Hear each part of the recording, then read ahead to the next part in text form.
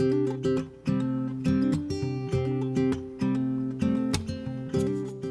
based in Pentry, which is a little place near between Shrewsbury and Oswestry, and we are currently a dairy farm. We milk around about 300 cows, and we're building up. Hopefully we'll have about 400 to 500 in the next couple of years. For a while I've been thinking about becoming net zero for the farm, and we've been thinking about ways that we could reduce our energy costs, and had this harebrained idea which actually started in the garden by using compost to heat up a hose pipe with some water that could be used in the garden.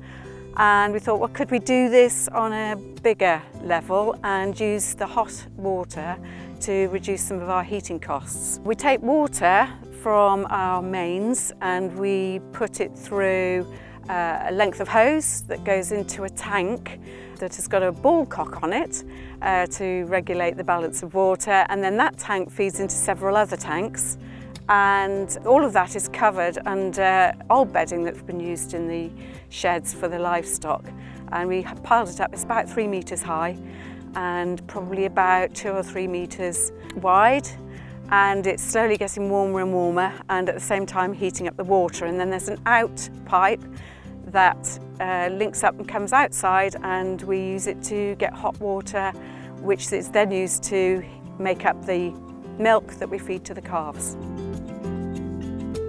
There are loads of benefits from this system. Firstly, it's a reduction of the use of energy. It's free energy effectively, and we've got a ready supply of hot water in the mornings because our hot water is stolen by the rest of the dairy. And the other thing is that we're actually putting the bedding that we have from all the cattle sheds, which we clear out every 2 or 3 weeks. We can use it and form it into compost. So we're getting the energy out of the compost, and then we use the compost afterwards. So we had a bit of a slow start really because the weather was pretty awful.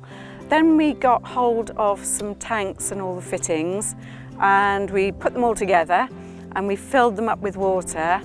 We thought this is going to be so easy, and then realised that the pressure was building up on the tanks, and then one day we had a big bang and the water had actually put a great hole in the side of the tanks, which set us back a bit. So we then had to think, well, how can we get the water to flow through there without pressurising the tanks beyond their capability?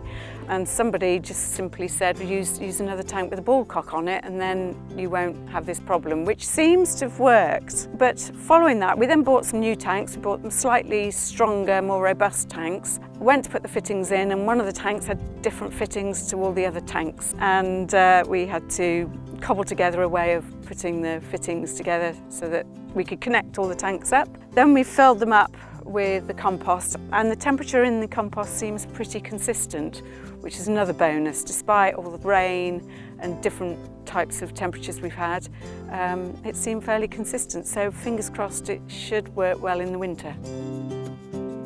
The results I'm hoping for in the future, let's say in the winter, because all our calves will be born during February onwards, and I'm hoping by that time we have some hot water that's treated and safe and consistently warm, and we can use it then to prepare the milk for the calves from February through to May. For us, winning the competition has allowed us to have some discipline over actually doing the project instead of it just being an idea, a good idea. So we had a boost of funds, which was fantastic. And then the other side, which has also made us get on with it, is the fact that you need an update. And you needing an update has made us focus on, right, what do we need to do next? And it's pushed us along. It's been an interesting journey, and then when I've had to explain it, it's fairly cathartic because it's made us think about things. So I think overall it's been hugely beneficial doing it this way.